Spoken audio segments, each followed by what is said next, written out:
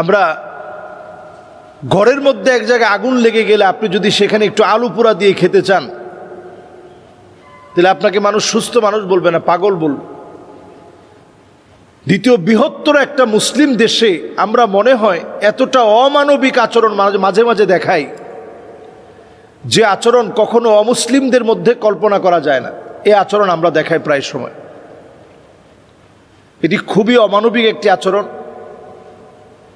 এবং যেই লোকটা এই কাজ করেছে তার চিরদিনের জন্য ব্যবসা বন্ধ করে দেওয়া দরকার, কারণ সে মানুষই হতে পারে না।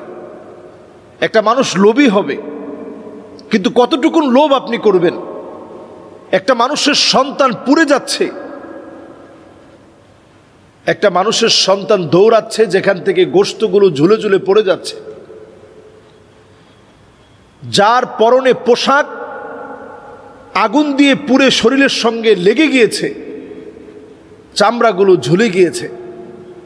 এই দৃশ্য দেখার পরে আপনি টাকা চান কেমনে?